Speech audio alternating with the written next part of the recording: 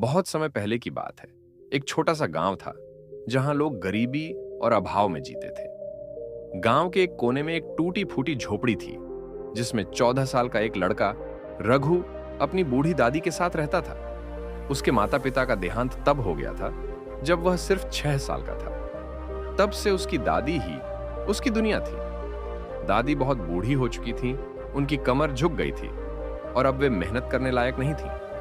वे दूसरों के घरों से थोड़ा बहुत अन्न मांग लाती, जिससे दोनों किसी तरह अपना पेट भरते। लेकिन कई बार ऐसा भी होता कि दोनों को भूखा ही सोना पड़ता था। भूख और संघर्ष। रघु के पास न अच्छे कपड़े थे न जूते। कई बार वह बिना चप्पल के ही गांव की पथरीली गलियों में घूमता रहता। वह काम करना चाहता था, लेकिन उसकी उम्र इतनी छोटी थी कि कोई उसे काम नहीं देता था। एक दिन जब बहुत ज्यादा भूख लगी थी तो वह गांव के बाजार में चला गया। वहां उसने देखा कि मिठाई की दुकान पर एक अमीर आदमी अपने बेटे को समोसे और जलेबियां खिला रहा था। लड़के ने थोड़ा खाया और बाकी ऐसे ही फेंक दिया। रघु की आंखें उन जलेबियों पर टिक गईं। उसकी भूख और आत्मसम्मान में जंग छिड़ गई। लेकिन भूख ने जीत हासिल की।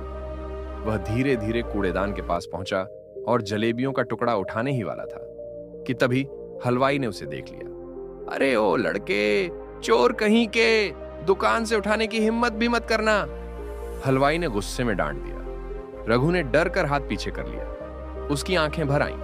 उसने धीरे से कहा, क्या भूख भी एक गुनाह है? वह वहां से चुपचाप निकल गया। अजनबी की मदद। शाम को जब वह घर लौटा तो देखा कि दादी बहुत कमजोर लग रही थी। रघु समझ गया कि उन्होंने कुछ नहीं खाया। रघु की जेब में केवल 5 रुपए थे जो उसने कई दिनों से बचा कर रखे थे। उसने सोचा कि इन पैसों से वह दादी के लिए कुछ खाने को ले आएगा। वह बाजार की ओर बढ़ा, लेकिन रास्ते में उसने देखा कि एक बूढ़ा व्यक्ति एक पेड़ के नीचे बैठा हुआ था। उसकी हालत बहुत खराब थी। उसने हाथ जोड़कर कहा, बेटा, 2 दिन से भूखा हूं, कुछ खाने को दे सकता है? रघु ठिठक गया। उसने अपनी जेब में रखे 5 रुपए को महसूस किया। ये पैसे उसकी दादी के लिए थे, लेकिन क्या वह इस आदमी को भूखा छोड़ सकता था? थोड़ी देर सोचने के बाद उसने वे 5 रुपए उस बूढ़े व्यक्ति को दे दिए। बूढ़े की आंखों में आंसू आ गए। वह कांपते हाथों से पैसे पकड़ते हुए बोला, बेटा, तूने मुझे भगवान का रूप दिखा दिया, तुझे इसका फल जरूर मिलेगा। रघु मुस्कुरा दिया और घर लौट गया। अच्छे कर्मों का फल। अगले दिन जब रघु फिर से काम की तलाश में निकला तो उसने देखा कि वही बूढ़ा व्यक्ति अब काफी खुश दिख रहा था। उसकी झोली में कुछ रोटियां और फल थे।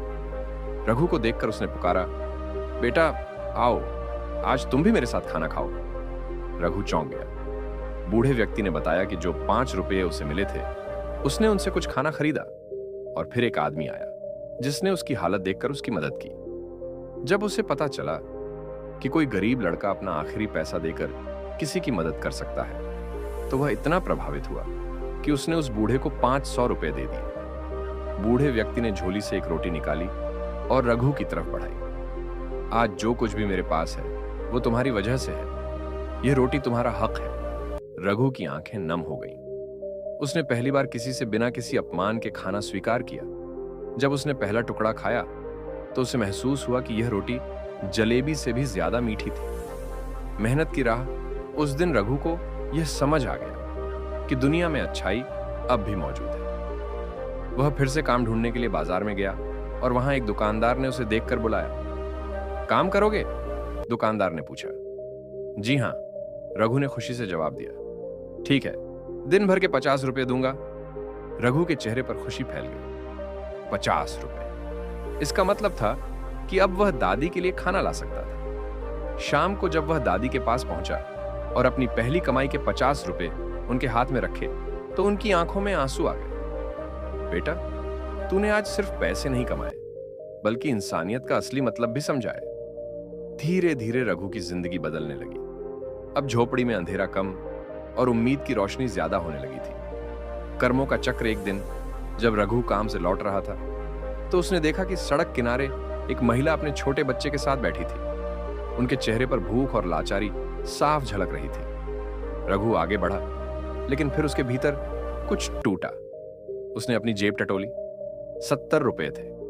उसने उनमें से 30 रुपए निकाले और उस महिला के हाथ में रख दिए। महिला की आंखों से आंसू बहने लगे। बेटा, तू खुद गरीब है फिर भी रघु मुस्कुराया और कहा, मां कहती हैं कि जो दूसरों को खिलाता है वह कभी भूखा नहीं सोता। सीख इस कहानी से हमें यह सीख मिलती है कि भले ही हम खुद गरीब हों, लेकिन अगर हमसे भी ज्यादा कोई जरूरतमंद है तो उसकी मदद जरूर करनी चाहिए।